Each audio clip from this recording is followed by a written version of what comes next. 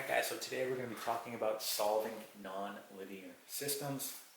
So we have talked about solving linear equations in the past, right? So just to refresh, when you solve a linear equation, right, you're trying to find the solution, and the solution is going to be where they both meet or intersect. So for example, you could have something like this and like this, and the solution, right, to this linear system would be where they meet, right here. So, well, now we're getting into solving non-linear systems. Okay, so for example, when we're solving non-linear systems, you could have the following, right? You could have a circle, right? And then let's say you have a line going through it. Well, in this case, right, you're actually going to have two solutions, right? Because it's meeting both here and here, right? So in this case, there would be two solutions, right? So you could say two solutions, right? You could also have something like this, right? You could have a, I don't know, a parabola, right? And a circle. Okay, and you could say that, this should be like that. This is meeting right at one point, right here. So this would have one solution, right? One solution, right? You could also have something like this, right? You could have a circle and then a line not even going through it, right? Well, in this case, right? No solution, right? No solution. Okay, what else could you have? Well, you could have, use a circle again, right? And you could have a parabola doing the following, right? So again, in this case, you would have, right, a solution here and here. So again, two solutions, right? And you're probably getting the point now, right? You could have another one, I don't know, something like this, right? Another circle. And then you have a parabola, this time touching all the way down.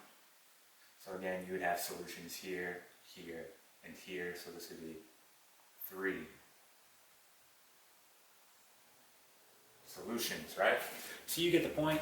All right, so what we're going to do is we're going to get into this video, all right, and we're going to talk about how we're going to solve nonlinear systems. All right, so let's do our first example.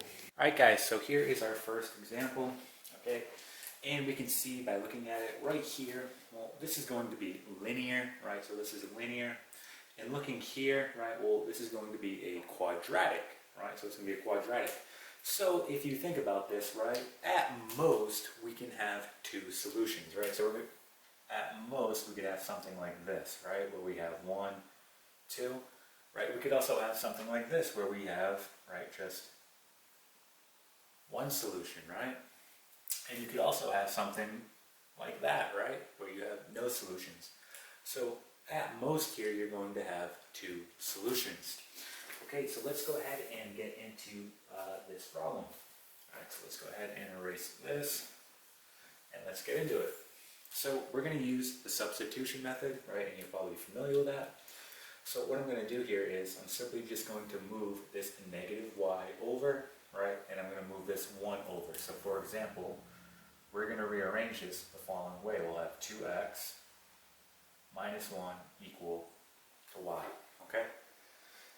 Now I'm just going to go ahead, I'm going to take what I have here, okay, and wherever I see a y, right, I'm plugging this guy in. So let's go ahead and do that. So I'll have the following. I'm going to have 2x minus 1, right, and then plus 7 equal to 2, right, x plus 1 squared, all right?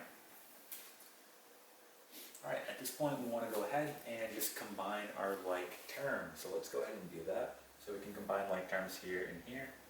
So we'll have 2x, right, and this will be plus 6 equal to 2 times, right, x plus 1 squared, okay?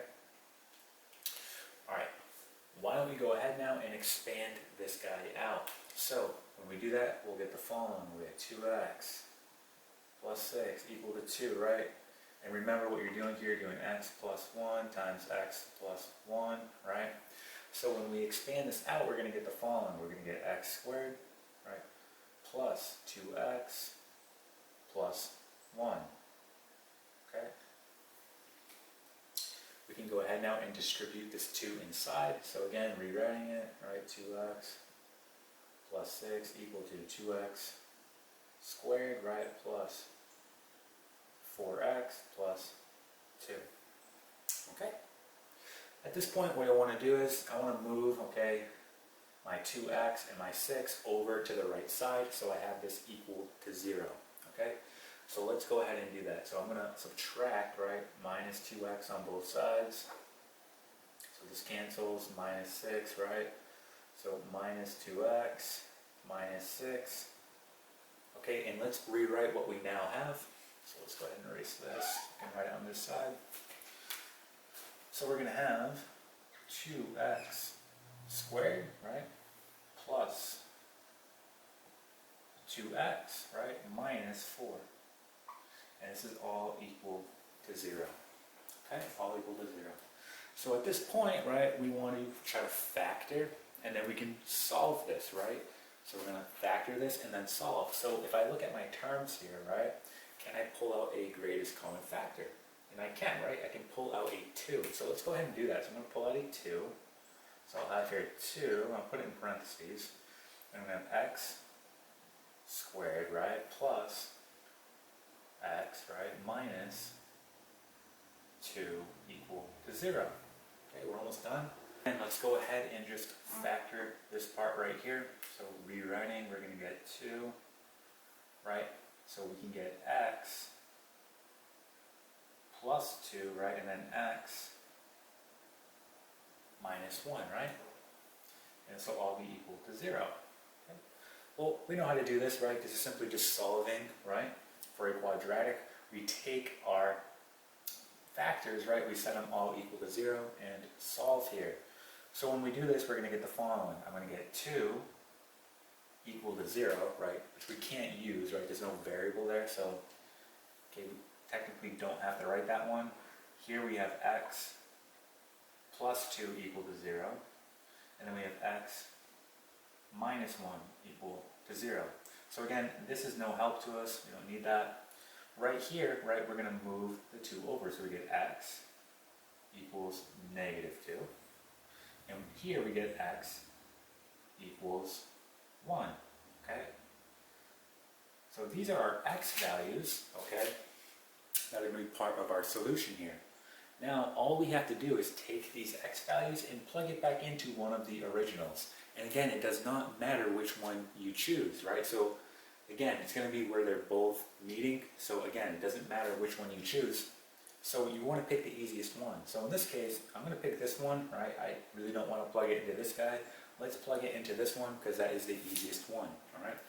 So let's go ahead and just erase this work, and we'll go ahead and figure out the solution to this problem. Okay? All right, so using this, let's go ahead and plug in x equals negative 2. So we'll get the following. 2, right, times negative 2 minus y equal to 1, right?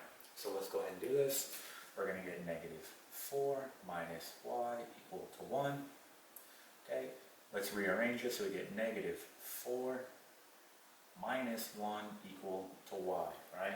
All I did was add the y over and subtract the 1, right?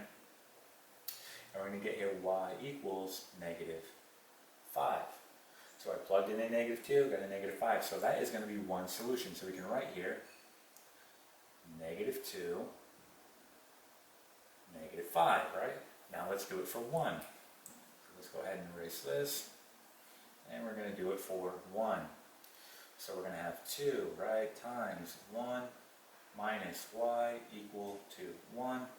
We get 2 minus y equal to 1, right? 2 minus 1 equal to y. Again, all I did was rearrange. Okay, you're going to get here y equals 1. So I plugged in a 1, right, and I returned a 1, so that is another solution, 1, comma, 1, right? So these are the points, okay, where this line and this quadratic are meeting, right? So this is going to be the solution, all right, to this example.